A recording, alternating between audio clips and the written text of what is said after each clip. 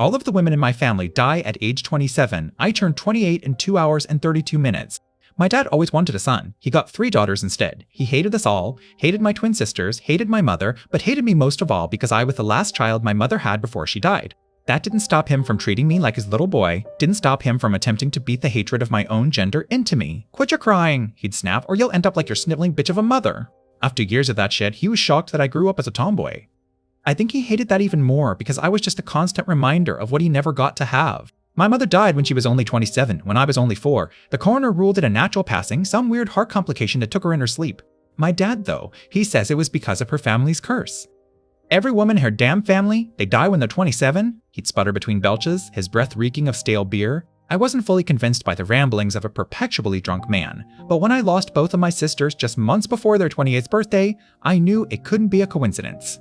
Moira was found murdered, her face blasted off by a shooter while she was on a jog. Joy took her own life only days later. I was the one who found her hanging in the bedroom of her apartment as I came to pick her up for Moira's funeral. She'd been there, swinging from the rafters all night. It's hard to live a normal life when you know you have an expiration date, especially when it encompasses an entire year. I always dreaded my birthday, which became associated less with fun and more with worry and funeral caskets. 27 has been uneventful, to say the least.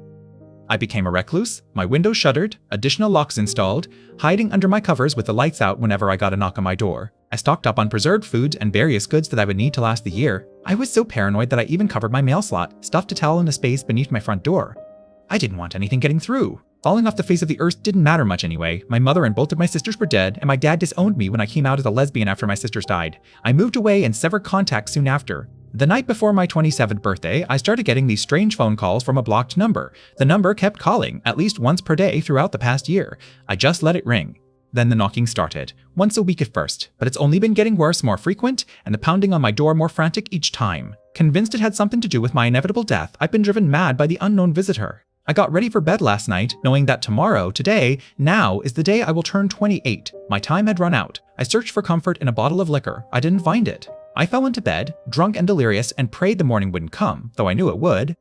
I eventually got to sleep, but it was restless and unsatisfying. The kind of sleep where you feel like you have one eye open, always watching. That's why I was quick to wake when the door to my bedroom creaked open early in the morning, before the first sign of light.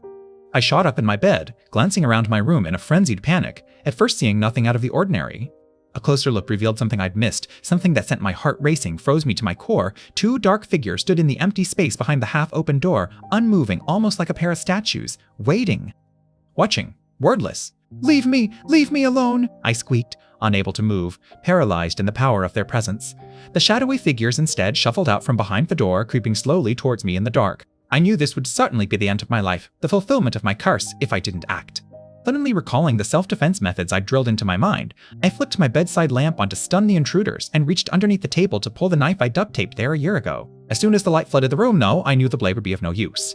My intruders were not the pair of assassins.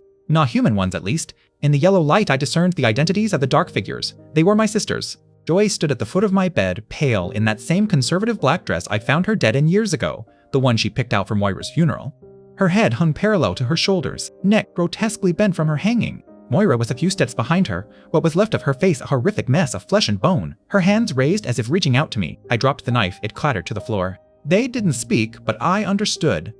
They came to tell me the curse was never about dying at 27, it was about dying alone. I spent my last year pushing everyone away and I nearly succeeded, but they came back for me. They always do. The clock on my nightstand blinked to 12:00 a.m. I turned 28. I was still alive. My sister spaded as the sun rose, their faces almost peaceful. I sat alone in the dawn, but I wasn't afraid anymore. The curse was broken. I just had to stop running from the ones who loved me.